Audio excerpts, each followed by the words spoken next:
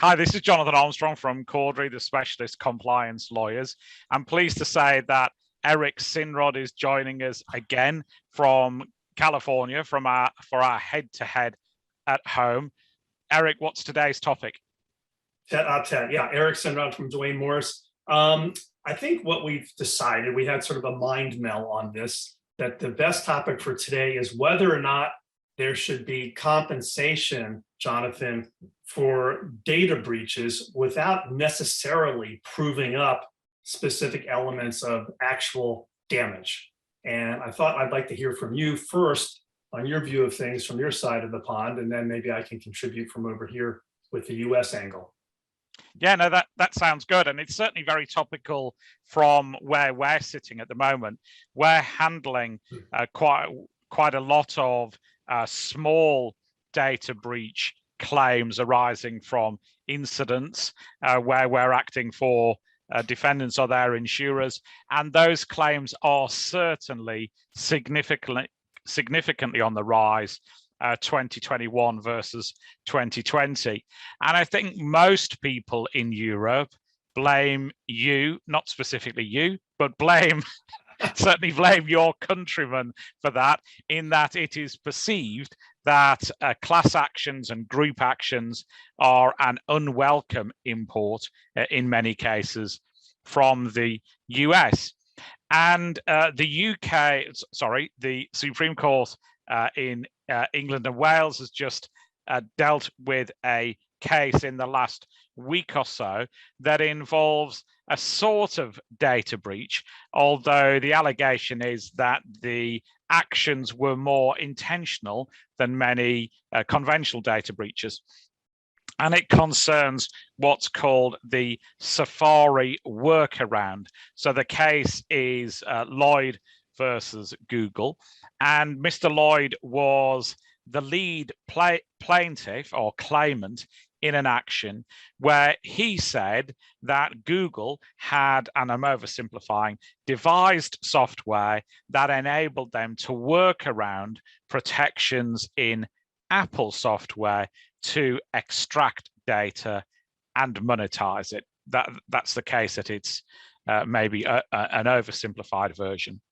And what was interesting about that case is Mr. Lloyd effectively wanted to pioneer an opt-out class action rather than opt-in. So we have had opt-in class actions in the UK in the past, including in data breaches. So the action that followed the British Airways data breach has been settled, for example, and that was on an opt-in basis. If I wanted to join the action, I signed up online to join. But what Lloyd was proposing was something different, which was an opt-out case, i.e. everybody's in the class unless they opt out. And effectively, that's what the Supreme Court is said is not allowed by the law as it stands in England and Wales. And I say that with a slight caveat because the case concerned pre-GDPR rights to compensation. The post-GDPR rights are a little bit different, and it might be that a different court on a different day might think that the old law and the new law weren't identical. But it's certainly been a setback for opt-out class actions in England and Wales. And in some respects, England and Wales are ahead of some other European countries. Many of them now recognize some form of group action or class action. There are moves at an EU level to try and consolidate things, but it's still very much a granular system that the rules are different in other parts of Europe. And there have been attempts by some, Max Schrems being one, to bring group actions, in this case against Facebook, almost on a pan-European basis in the Irish courts and in the Austrian courts. And those cases have met a number of hurdles. But that doesn't stop people trying. And we've seen a lot of US law firms move into Europe to try and bring these actions. And we've also seen smaller cases be brought, particularly since GDPR came in, for compensation. And the courts here have looked at a couple of those recently as well. In one case, there was a relatively minor data breach of some information relating to school fees, and a number of people in the same family said that they were distressed by this and fearful for identity theft, etc., etc.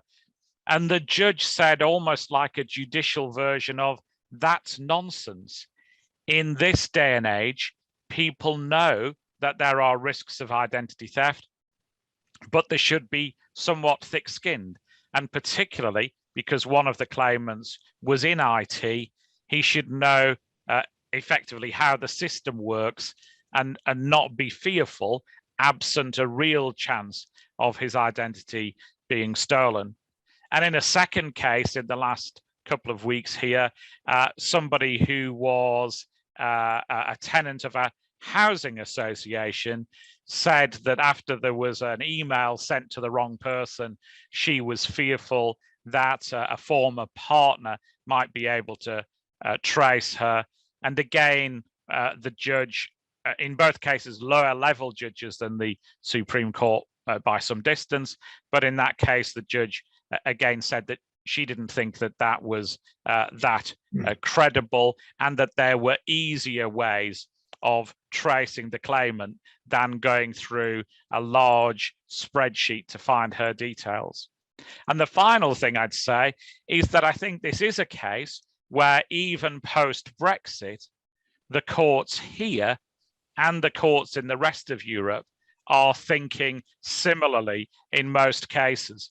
So, for example, we have seen courts in Germany reach similar conclusions about similar cases and saying, yes, distress is actionable. Yes, actual loss is actionable, but absent distress and absent what you might call a de minimis harm, a level of harm that's not so low to be inconsequential, then the claimants, the plaintiffs, will have work to do. Well, I knew you would come loaded for bear, as we say here in the United States. So I'm glad I organized my thoughts so I can respond. And I do have about 10 small points I want to get to. But first, I want to say, don't completely blame us and our legal system. We inherited Anglo-Saxon jurisprudence as our system. We didn't take on the Napoleonic Code historically.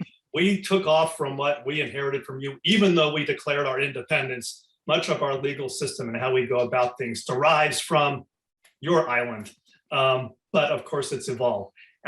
Getting to my points, my first point is, yes, you're completely correct. US class actions are a popular enforcement mechanism here in the US to compensate consumers, and specifically including alleged or actual state and federal privacy laws and data breaches and associated claims. To the surprise of some people, and this is my second point, we really don't have one overarching federal comprehensive data privacy protection law in the United States. Instead, we have some state laws, we have some federal sector privacy related laws, such as we have the California Consumer Privacy Act, where I live, we have the Federal Fair Credit Reporting Act, and these types of laws do form the basis for some privacy related claims. But getting to the third point, and maybe the ultimate one, which will lead to some other things I will say, what are the natures of harms? What types of harms are subject to appropriate legal redress? What is a sufficient injury to mount a claim for which we say you have Article 3 standing? You need to have standing under Article 3 of our Constitution to proceed with your claim. So what is enough in terms of the harm asserted? And going to my fourth point, and also my fifth, if you will, we have many of our class actions that proceed in federal court, and those are under what's called Federal Rule of Civil Procedure 23. I'm sorry, my computer's going off. I apologize. And many class actions also proceed under the Class Action Fairness Act of 2005. Under this law, a plaintiff must show that they suffered an injury in fact. And to establish an injury in fact, there must be an invasion of a legally protected interest that is concrete and particularized. It must be actual or quite imminent, and it can't be conjectural or hypothetical. I think I'm now at my sixth point, but forgive me if I'm slurring my numbers. That's okay. Yeah, I had to organize to respond to you. Courts then are therefore routinely asked to determine, the nature of injuries for data breach allegations in privacy lawsuits to determine what is sufficient and or imminent to satisfy this requirement. And we're seeing courts going different ways. It's not completely settled, shall we say. But there's the recurring question of whether or not future harm. There's been a data breach. I'm worried about there's going to be future harm to me because of the breach that's let out into the wild, my personally identifiable information, for example. And is that enough? We had a case in February of this year from the 11th Circuit Federal Court of Appeal. The case is called Tsao versus Captiva.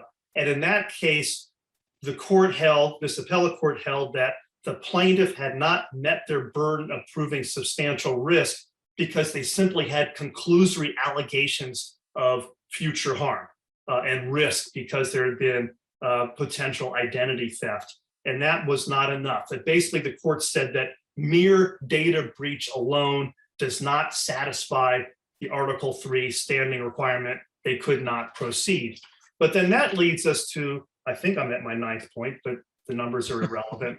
But very importantly, in June, the United States Supreme Court spoke in a case called TransUnion versus Ramirez. And this decision addressed the issue of standing and the requirement of concrete harm in a Fair Credit Reporting Act case that involved inaccurate information being let loose with respect to credit files. And the court concluded that the class members whose credit reports were not provided to third-party businesses did not suffer concrete harm and thus did not have standing. And so the court also considered and rejected the notion of risk of future harm being enough harm to mount a lawsuit with respect to the seeking of monetary damages, not necessarily if you need to go in and get injunctive relief to prevent future harm based on a breach. So where does that all leave us? And yes, I'm rounding the bend and I'm pretty much done. I'm at my 10th point, although somebody watching, listening will go and say, gosh, he only covered 9 points, but be that as may. It's going to be interesting to see how our courts in the wake of this TransUnion case go forward in terms of interpreting the idea of no concrete harm means no standing. In these privacy cases, I predict that defense attorneys are going to say, this is all about risk of future harm. This lawsuit must be dismissed. There's no standing. And the plaintiffs will say, actually, we are showing specified concrete harm. We've met the threshold burden. That's what I have to say to you in response. It's not our fault. Yeah. I think that is fascinating. And from what you said, it sounds as if we have two legal systems that have diverged a lot, but maybe we're getting back towards the same result in some of these cases. I think certainly the courts are over here are conscious of the fact that there's lots of this litigation about, and it is taking up considerable court time. And maybe these aren't the most worthy cases to come before the court in some cases. And I guess we could have a whole wider debate about enrichment of plaintiff law firms, because I think that's another area where there's some consternation here that the plaintiff law firms want often costs or a cut of the settlement, which are out of all proportion to the work that they're putting into these cases. But I suspect that's a debate for another day, Eric. Well, you threw the bait out there. I kind of want to jump at the bait. Go on. Well, I mean, on the one hand, yes, but the idea is that, class action plaintiffs attorneys, they're kind of functioning as like private attorneys general. And, in the individual claim realm, the claim itself is small enough that no attorney would take it on. But in the aggregate across, a multitude of people, it's a significant matter. And that's where the class action plaintiffs attorneys come in. I don't do that myself, but you could argue there's potentially a value there. And also, it'll be interesting to see how these courts interpret harm, because, maybe on the individual basis, it's rather de minimis, as you say, but on the whole, maybe there's something really there, flowing from a data breach. But it does seem that there might be some commonality that just breach alone, without a real definitive showing of harm, just is not going to interest the courts that much. Yeah, well, that seems a good time to wrap up. Otherwise, we could go on for another hour, I suspect. So why don't you give us your details? My name is Eric Sinrod. I'm in the San Francisco office of Duane Morris. My email address is ejsinrod@duanemorris.com. And as always, it's been a pleasure to see you. Yes, and you, Eric, and thanks definitely for joining us. I'm sure this is a topic we'll return to. I'm Jonathan Armstrong at CorderyCompliance.com. You can find us on LinkedIn. Please don't misuse our data, and we'll speak to you again in a few weeks' time. Thanks for watching. Bye-bye.